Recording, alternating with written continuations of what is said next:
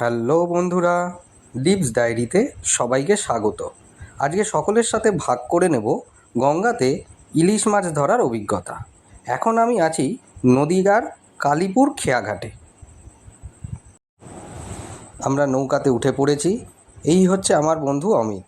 এই নৌকাটি ওর আমন্ত্রণেই এই অন্যরকম অভিজ্ঞতার সাক্ষী হতে চলেছি। আর কিছুক্ষণের মধ্যেই নৌকা ছেড়ে দেবে। সামনেই দেখা যাচ্ছে ইলিশ মাছ ধরার জাল।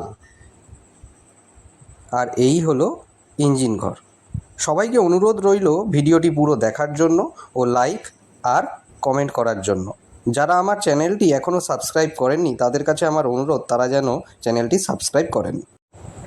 আমরা এখন প্রায় মাঝগঙ্গায়, সাথে অমিতের বাবাও রয়েছে। ঠাকুরকে প্রণাম করে জাল ফেলা শুরু হচ্ছে।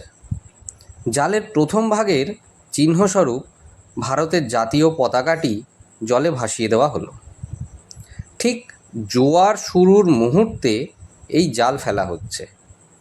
গতকাল অমাবস্যা গেছে, তাই বানও এসেছে। আমরা মাঝগঙ্গায় থাকায় বানের প্রভাবটা অতটা বুঝতে পারিনি।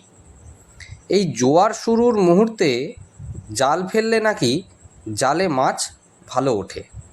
একেই বলে অভিজ্ঞতা। আজকে বেশ গরম, হাওয়াও প্রায় দিচ্ছে না বললেই চলে। আমরা মাছে ভাতে বাঙালি, কিন্তু আমাদের জেলে ভাইদের এই রোদে জলে পুড়ে হাড় ভাঙা খাটনির কথা বা তাদের এই ঝুঁকিপূর্ণ জীবনের কথা আয়েশ করে মাছ খাওয়ার সময় আমরা একবারও ভেবে দেখি না। আমরা ধীরে ধীরে জাল ফেলতে ফেলতে এগিয়ে চলেছি।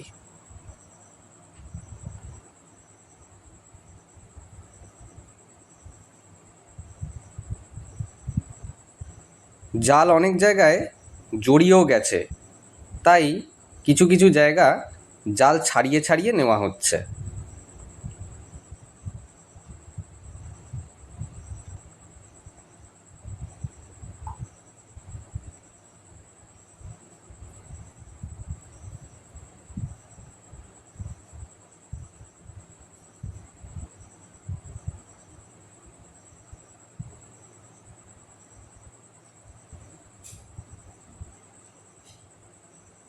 নৌকা ভ্রমণ, তার সাথে এই মাছ ধরার অভিজ্ঞতা, এক কথায় অসাধারণ।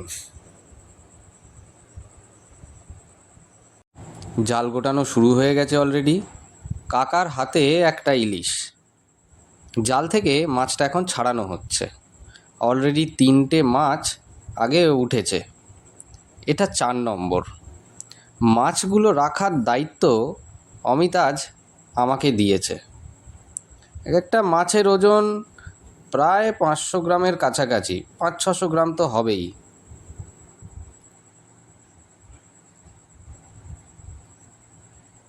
গঙ্গার মাঝখান দিয়ে ইলেকট্রিকের হাই টেনশন লাইন চলে গেছে।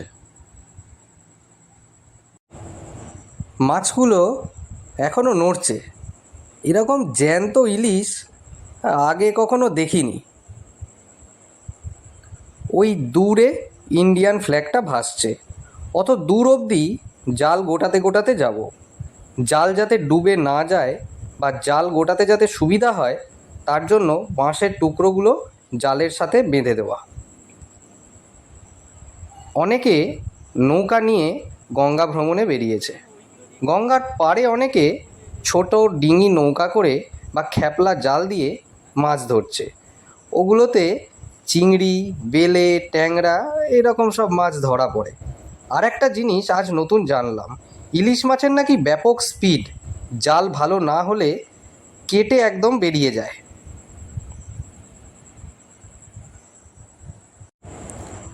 আর একটা মাছ ধরা পড়ল।